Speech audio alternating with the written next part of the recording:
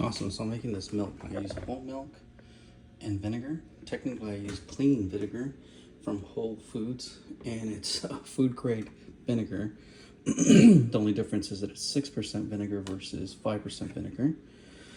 And so I watched a couple of videos. I didn't know that the temperature was so important. One lady said, dude, 90 degrees. This lady I just finished watching says, 120 is ideal, 125, but if it gets up to 140, it's not a big deal. I've been attempting this. I started like 3/4 of a jug of milk because I was using this little pot, and it did really well. I used that 1/4 cup, and I put 1/2 cup, 2 of those of vinegar, and then I put basically 1 of those and 3/4 of one of those of lemon. So 1/2 cup of vinegar, white vinegar. Mine happened to be clean vinegar, which again is safe for consumption according to the website. Says it's food grade, just in case somebody eats it like me.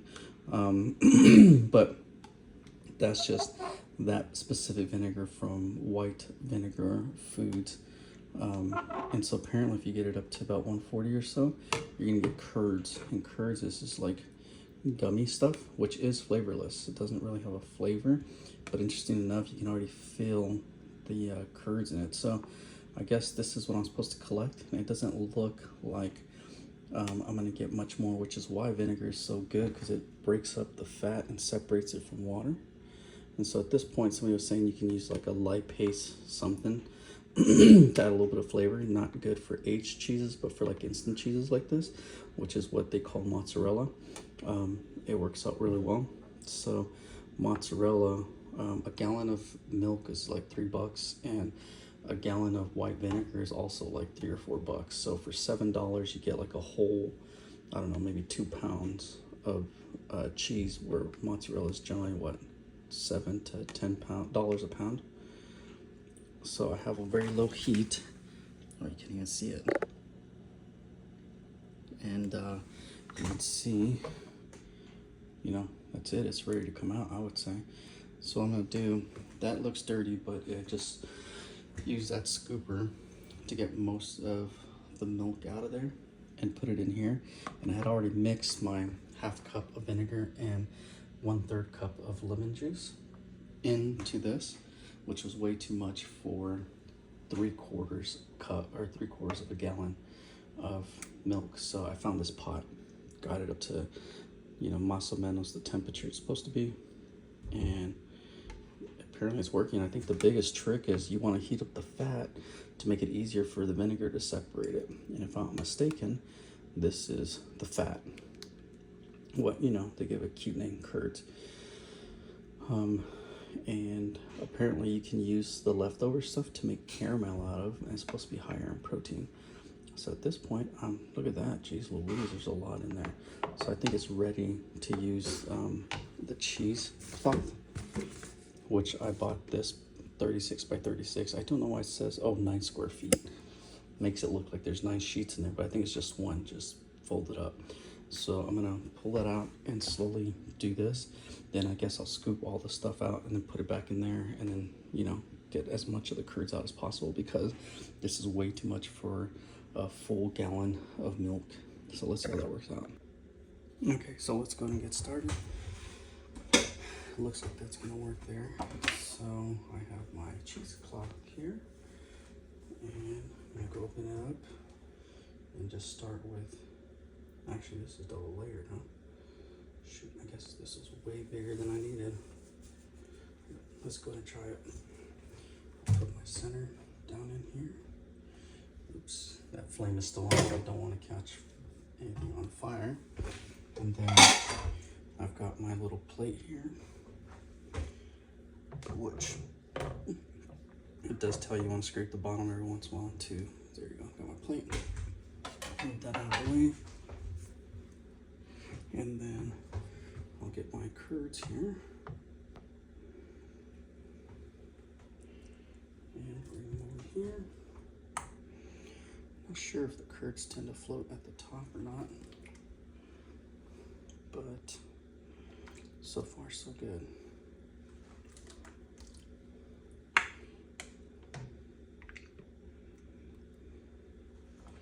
guess if you want to get all of it, you would want to pour everything in. We'll see once I get about halfway, I'll collect the fluid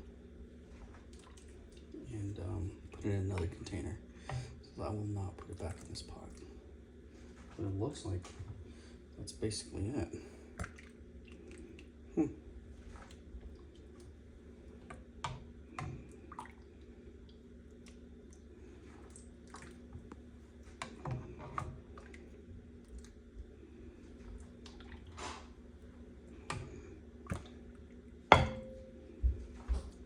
How's your cheese?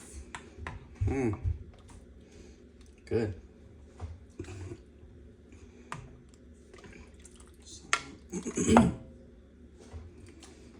It's odd how this stuff works.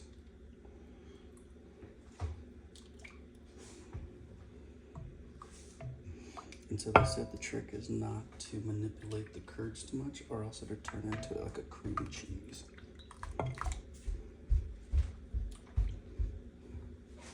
So that's about half. Let me go ahead and dump the fluids out into another container.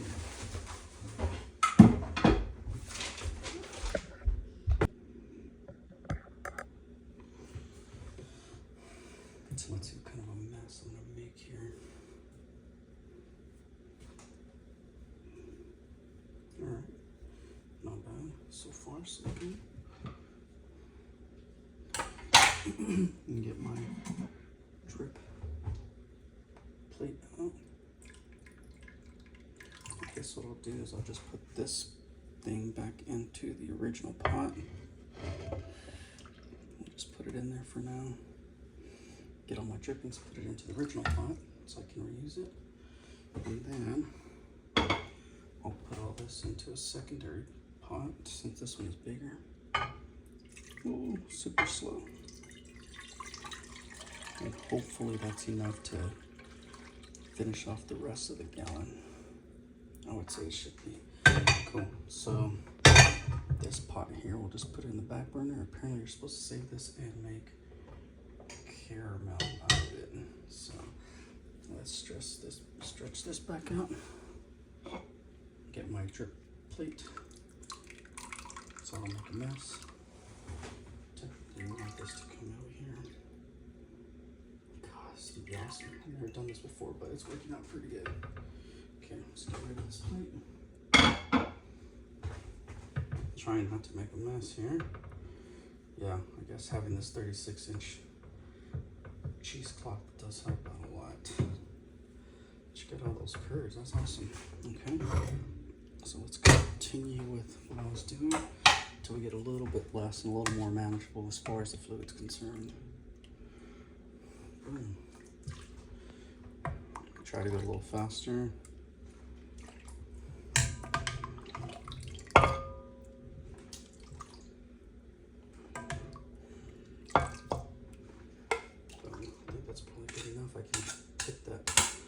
Over now.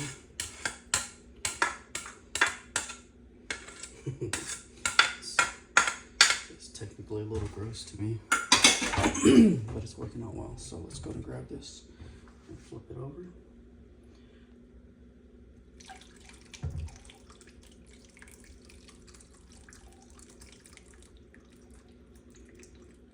So far, so good. Yes, I think that's good right there. Shoot. That worked out really well. I was trying to keep the bottom of the pot inside this rim here. It looks like I dipped in a little bit. Look at that. Got most of it out. So let's just put this in the sink. And we're basically actually now we need this. Rinse that bottom off so I don't have curds on the stove. Rinse it off. Then we get my plate. Have it ready. Lift up my cheesecloth, and that's it. Should be done.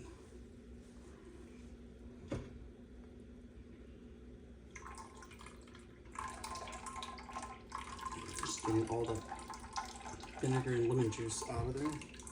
I wonder if they put lemon juice in there either for flavoring, is it for flavoring, or is it for the acidity? I'm thinking the acidity separates the eggs. This is hot.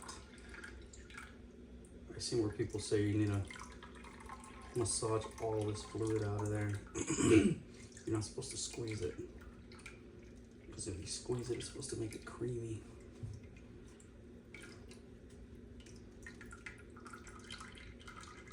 So I just get all this vinegar and juice out of here.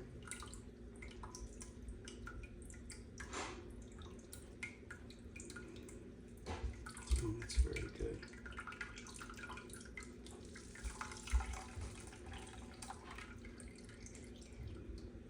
God, that's awesome.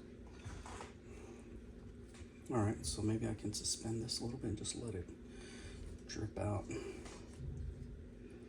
Or maybe even lift it to the side and let gravity move it out. I'll put this underneath it and just let gravity move it out. And so hopefully all the fluid will come in here as opposed to moving up there where I have the cheese. So we'll know here in a little bit. That's the point you're supposed to refrigerate it, I guess, to solidify it some more. But that's it. Now technically you can add whatever flavor you want to it. I see where they'll put some butter in a pan, melt the butter, and basically saute the cheese. They'll saute the cheese, and then when it's in a melted form, you kind of knot it up, and you basically put like a noodle of cheese on a pan, and then put it in the fridge, and that'll work. So from here, we can flavor it to whatever we like. I know people just generally put salt in there, but what I would like to do is saute some garlic, and maybe even put some turmeric. Just put a bunch of seasonings in there, you know. Here's some Italian seasoning, maybe a dash of, I don't know about mustard seed, but I mean, honestly, why not? Wouldn't taste bad. I do like cumin. It's supposed to have some good health stuff. Crushed red peppers give it some, you know, kick. Rosemary is always good, just a hair. Oh man, I use this for my rice, to make red rice.